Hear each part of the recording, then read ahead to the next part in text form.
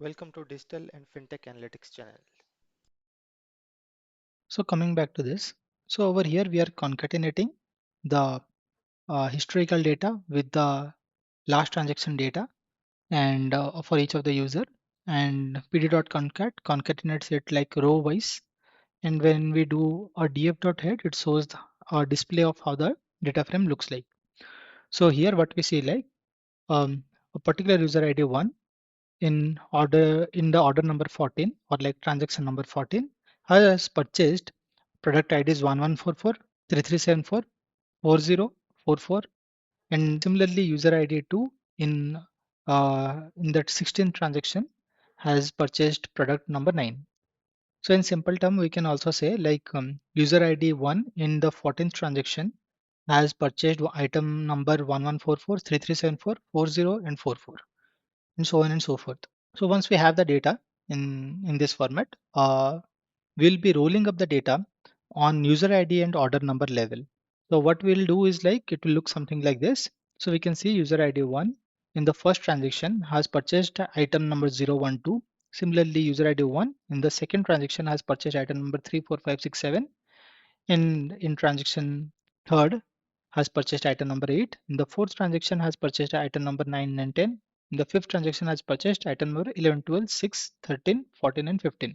And so on and so forth. We have the data for all the uh, user ID and order number combination.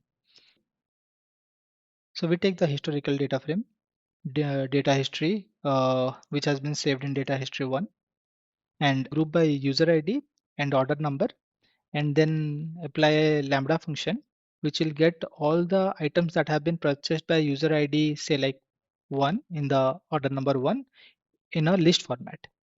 So we can see like the data has been transformed from this one to the one that I am highlighting currently. So we are modifying the data set by rolling it up to user ID and order number level. Next, what we are doing is like again, we are rolling up the data set to user ID level. So here we can see user ID 1 has purchased all these items. It's a list of list. So the in the first transaction, the user ID 1 has purchased 012 items. In the second transaction, user ID 1 has purchased 3, 4, 5, 6, 7 these items, and so on and so forth. So we are rolling it up on user ID level. So the process is kind of the same. Here we are grouping it by user ID and then getting a list of list. So earlier we had all the lists. Now we are again appending all this list into one list. So so that's how we get the all the items that user ID 1 has purchased in a chronological order, and similarly for user ID 2 in chronological order, and so on and so forth for all the user IDs. The same process of rolling up the items to user ID and transaction number level, and eventually user ID level is being done for the last transaction for each of the users. So we can see like over here also for user ID 1 in the last transaction has purchased these items. Similarly, user ID 2 in the last transactions has purchased these items, and so on and so forth. From coding perspective point of view, we are doing the same thing on the uh, futures PD data, which has been saved in data future 1 data frame, and yeah, like we are grouping it up, as we can see, grouping it up on user ID and order number level, and eventually we are grouping it up on user ID level. So you might be thinking, what was the use of creating this historical data frame and similarly creating this future data frame? So the main aim that we are trying to achieve is like, so for let me explain it with an example. So for user ID 1, we will be getting a list of products that the user has purchased in the historical transactions, and we'll be converting these list of products into something known as embedding. Okay, and this embeddings will be a single list with like few values in it, and using these embeddings, we'll be doing some predictions. Predictions basically means like what are the items that the user ID 1 is most likely to purchase. Those predictions will be compared with these actuals, and these actuals are also known as the ground truth basket or the last transactions for each of the users in the dataset. If there is a heavy overlap between our predictions and the ground truth basket, then we will be saying like our model is doing a good job in recommending the proper items. So that's the purpose of dividing the data into like historical data frame and the last transaction or the ground truth data frame. Once we have that, I was just checking how many distinct users we have in the historical data frame and how many distinct user ID we have in the last transaction data frame, um, and the overlap between these two. So we can see like we have around 13,858 users in the historical data frame, and same for the user number of users in the ground truth basket or the last transaction data frame. And when we do a inner join, we find a perfect match of 13,858 user.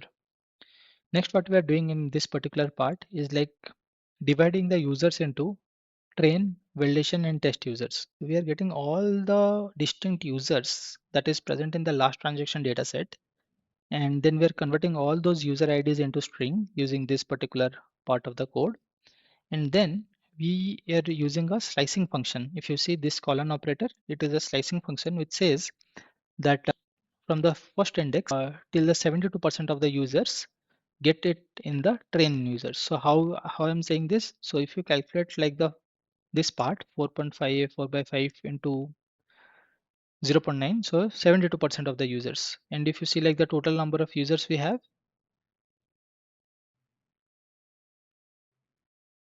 so yeah, so out of the 13,858 user, it is saying like get the first 9,977 users in the training data set.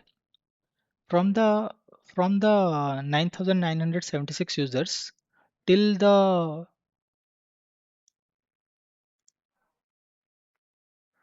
yeah, from the 9,976 user till the 11,086 users, put them into the validation data set. And finally, post 80% of the users, whichever users are remaining, put them in the test data set. So that's how, using this concept of slicing, we are dividing the users into training set, validation set, and test set. So, so as you can see over here, the total number of users in training set is like 9,977. Total number of users in the validation set is around 11,109. Total number of users in test set is 2,772.